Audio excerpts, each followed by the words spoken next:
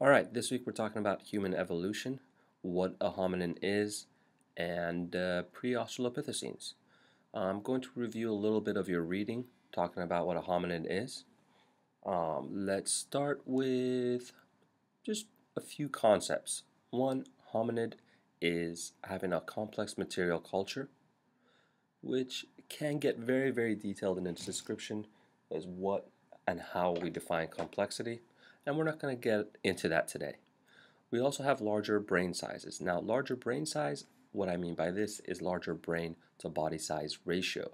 That means our brain sizes are larger for our bodies. Advanced cognition is another one of those topics we could probably spend a few hours, if not days or weeks, discussing.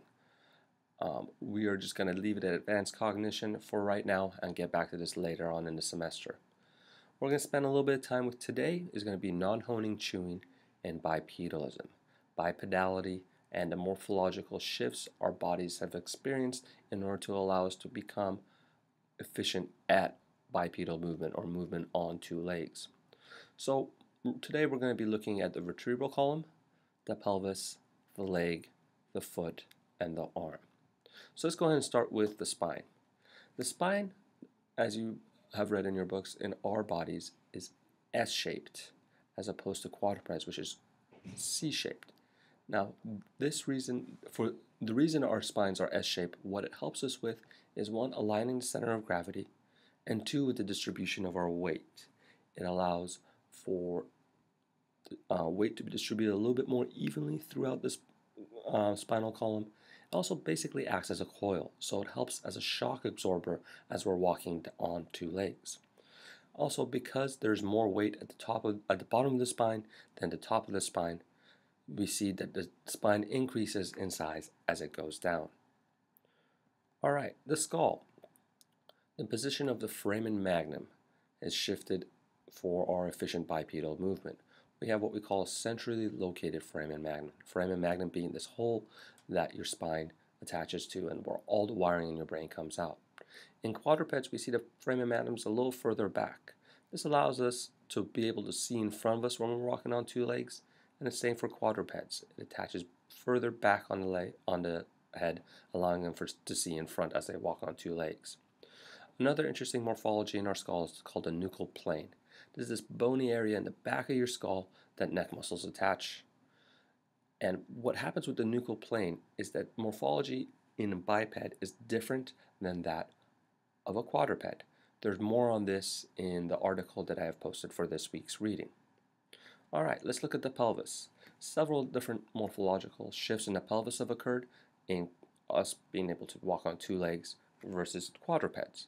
One, we see this pelvis is broad and bowl-like, and this is in order to be able to support gravity's pull on our organs. It basically, as we have shifted the distribution of weight in our bodies by walking on two legs, this broad and bowl-like pelvis allows for these organs to rest in it. Also, we see a different attachment in our gluteal muscles. Your book goes over this in very great detail, so I'm going to not talk about it too much here. Last thing I want to talk about is the acetabulum. The acetabulum is where the femur goes into the pelvis.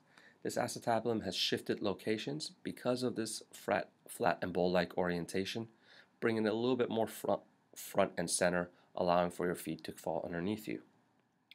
And our legs. What we see is that our femur is angled towards our midline. So it keeps our feet placed directly underneath us when we walk and allows us to have a little bit better balance. Now, this I believe is in your book, but if it's not, I will test you on this terminology. Femur being angled toward the midline is called a medially angled distal femur. I'll say that one more time since I didn't say it great the first time. This is called a medially angled distal femur. So this basically means that your femur is angled towards the center of your body. We also see there's a large groove on our femur, and this groove allows us to be able to lock our legs straight without our patella or our kneecap slipping out. So this groove keeps our patella, which is our kneecap, from sliding and being dislocated as we're spending a lot of time on our legs. And we also see that our legs are longer in relation to our trunk, which helps with our stride. All right, let's look at the foot.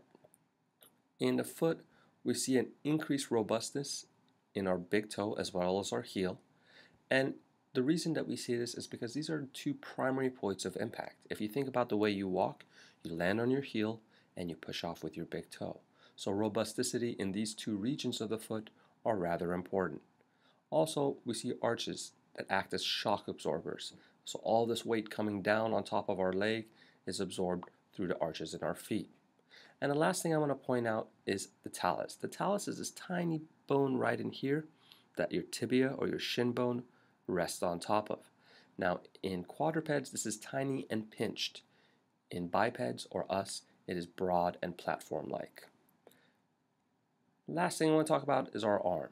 Our arms are shorter than our relatives that spend a lot of time in trees because they use their arms to move around in trees, and we do not.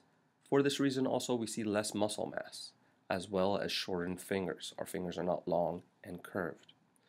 Now finish up, there's talk about some drawbacks of bipedality.